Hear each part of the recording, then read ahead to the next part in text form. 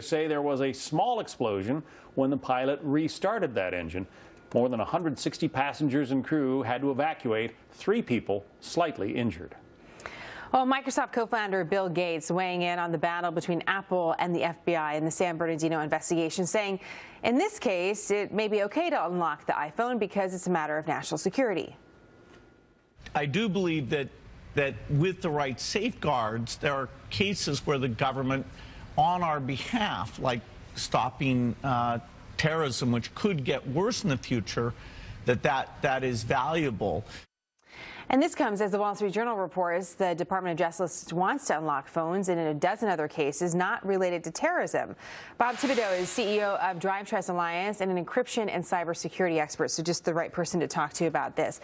Bob, you have some just initial questions before we dig down into exactly what's going on and what people want at this point and where everyone stands about why this is such a public debate. Tell us a little bit about your background and why you have some questions about why both sides are so public here. Yes, so I'm the creator of something called self-encrypting drive technology, and it's associated with devices that are encrypting the same way the iPhone is encrypting and the iPad is encrypting. We have today literally billions of people every day are using self-encrypting drives and don't know it. So for example, all of Google is self-encrypting drive technology protecting people's privacy, basically their stuff. Okay, and so it turns out that in developing that, I was a chief technologist at Seagate, and we would get requests.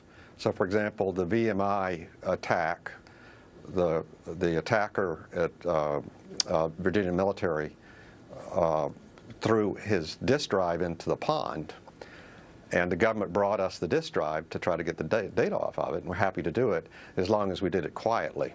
We didn't want to create a precedence, and we certainly didn't have any backdoors on any of the drives. None of these drives that we did, and the iPhone and the iPad are the same. They don't have backdoors, and that's intentional. So, Bob, do you so we're looking at something that looks awfully fishy to us. It's fishy. It's fishy to you because why? Because you think that these could be, more private conversations between the government and Apple, or do you just have any questions about why this battle is playing out in such a public sphere?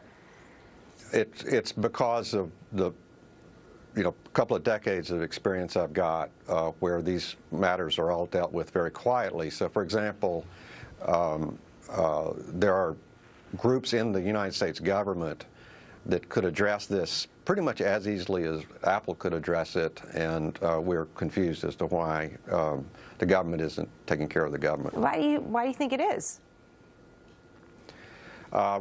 We think that what's happening is the government wants Apple to give them a tool that they can then use without Apple's permission, which is a backdoor. And the problem that we have with that is not that certain individuals in the government are using that tool, is that the experience tells us from the security world that tool will get out to our enemies and everybody else. Well, and now all of a sudden, you'll have people, companies, families who can no longer have faith that their privacy is being preserved. And that's a huge concern for so many of us and so many of our viewers, the balance between those things. Just quickly before I let you go, what do you think is the solution here?